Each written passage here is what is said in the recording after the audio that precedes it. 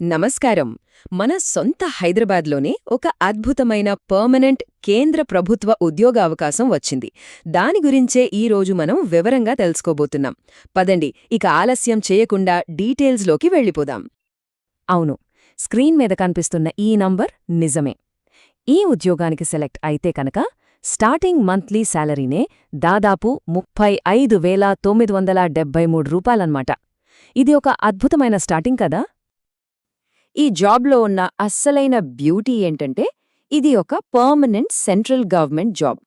అంటే job security, టైంకి శాలరీలు, ప్రమోషన్లు, ఇలా ఎన్నో బెనిఫిట్స్ ఉంటాయి. ఇది కేవలం ఒక ఉద్యోగం కాదు, ఫ్యూచర్కి ఒక స్ట్రాంగ్ ఫౌండేషన్ లాంటిది. సరే, ఇప్పుడు ఈ ఆపర్చునిటీ గురించి మరిన్ని వివరాల్లోకి వెళ్దాం. మన సొంత సిటీలోనే, అది కూడా ఒక సెంట్రల్ గవర్నమెంట్ ఆర్గనైజేషన్లో జాబ్ అంటే ఎంత మంచి విషయమో కదా.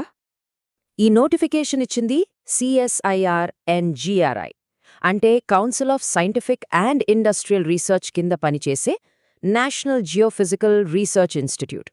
ఇది మన హైదరాబాద్లోని ఉప్పలోనే ఉన్న ఒక చాలా పెద్ద రీసెర్చ్ సంస్థ. సో మనం ఒక సైంటిఫిక్ ఫీల్డ్కి సంబంధించిన గౌరవప్రదమైన సంస్థలో భాగం కాబోతున్నామన్నమాట. అసలు ఈ జాబ్ నోటిఫికేషన్ ఎందుకంత స్పెషల్ అంటారా? కొన్ని పాయింట్స్ చూద్దాం. చూడండి, ఇది ఒక పర్మనెంట్ గ్రూప్ సి పోస్ట్. మన హైదరాబాద్లోనే పోస్టింగ్ ఉంటుంది. సెలక్షన్ ప్రాసెస్లో ఇంటర్వ్యూ లేదు, స్కిల్ టెస్ట్ లేదు. అన్నిటికన్నా పెద్ద ప్లస్ పాయింట్ ఏంటంటే ఎగ్జామ్ తెలుగులో కూడా రాసుకోవచ్చు. అంతేకాదు, దీనికి ఎలాంటి ఎక్స్పీరియన్స్ కూడా అడగట్లేదు. ఇంతకంటే మంచి అవకాశం ఇంకేముంటుంది చెప్పండి. రైట్, ఇప్పుడు అందరూ వెయిట్ చేస్తున్న సెక్షన్కి వచ్చేసాం. అసలు ఈ జాబ్కి కావాల్సిన క్వాలిఫికేషన్స్ ఏంటి, శాలరీ డీటెయిల్స్ ఎలా ఉన్నాయి చూసేద్దాం పదండి.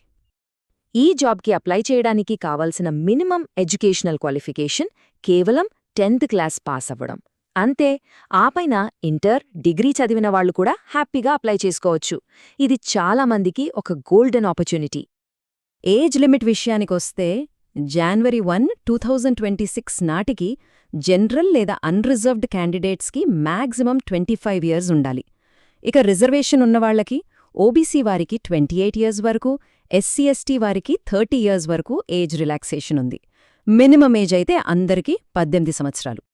మనం స్టార్టింగ్లో చూసిన ఆ శాలరీ ఫిగర్ ఎలా వస్తుందంటే 7th పే కమిషన్ ప్రకారం లెవెల్ 1 బేసిక్ పే ఉంటుంది. దీనికి గవర్నమెంట్ ఇచ్చే DA అంటే డ్యూనెస్ అలవెన్స్, HRA అంటే హౌస్ రెంట్ అలవెన్స్, ఇంకా TA అంటే ట్రాన్స్పోర్ట్ అలవెన్స్, ఇవన్నీ కలిపితే గ్రాస్ శాలరీ సుమారుగా 35,973 రూపాయలవుతుంది. టోటల్ వేకెన్సీస్ 12 ఉన్నాయి.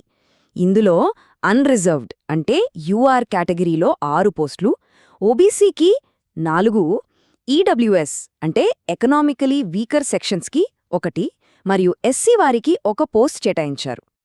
చాలామందికి ఒక డౌట్ రావచ్చు, ST కేటగిరీకి వేకెన్సీస్ లేవు కదా అని.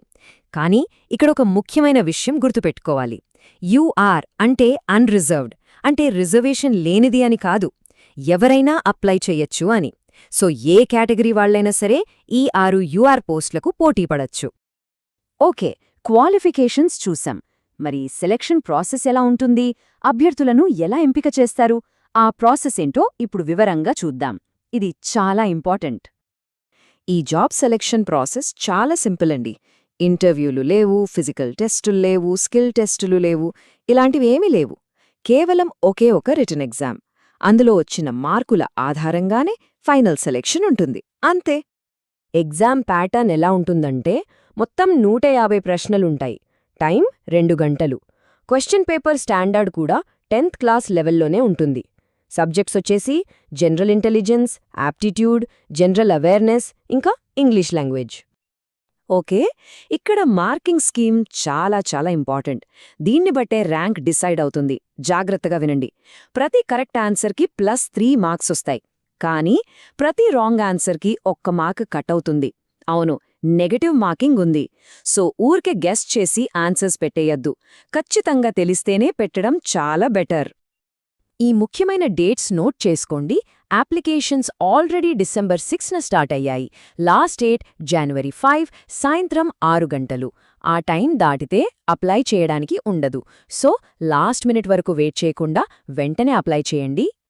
ఇక చివరిగా ఈ జాబ్లో రోల్స్ అండ్ రెస్పాన్సిబిలిటీస్ ఎలా ఉంటాయి, ఇంకా ఆన్లైన్లో ఎలా అప్లై చేసుకోవాలో స్టెప్ బై స్టెప్ ప్రాసెస్ చూద్దాం. మల్టీటాస్కింగ్ స్టాఫ్ అంటే ఎంటీఎస్ జాబ్ ప్రొఫైల్ చాలా కీలకం. వీళ్ళు ఆఫీస్ వర్క్ స్మూత్గా జరగడానికి హెల్ప్ చేస్తారు. ఫైల్స్ మెయింటైన్ చేయడం, ఆఫీస్ రికార్డ్స్ చూసుకోవడం, సీనియర్ ఆఫీసర్స్కి వాళ్ల పనుల్లో అసిస్ట్ చేయడం ఇలాంటి బాధ్యతలుంటాయి. ఆర్గనైజేషనల్ ఫంక్షనింగ్లో వీళ్ళది చాలా ఇంపార్టెంట్ రోల్. అప్లికేషన్ ప్రాసెస్ చాలా సింపుల్. కంగారు పడాల్సిన పని లేదు. జస్ట్ కొన్ని స్టెప్స్ ఫాలో అయితే చాలు. ఫస్ట్ అఫీషియల్ ఎన్జీఆర్ఐ వెబ్సైట్కి వెళ్ళి రిజిస్టర్ బటన్ క్లిక్ చేయాలి. ఆ తర్వాత మీ ఈమెయిల్ పాస్వర్డ్తో లాగిన్ అయి అప్లికేషన్ ఫామ్ని జాగ్రత్తగా ఫిల్ చేసి ఫీజు కట్టి సబ్మిట్ చేయడమే.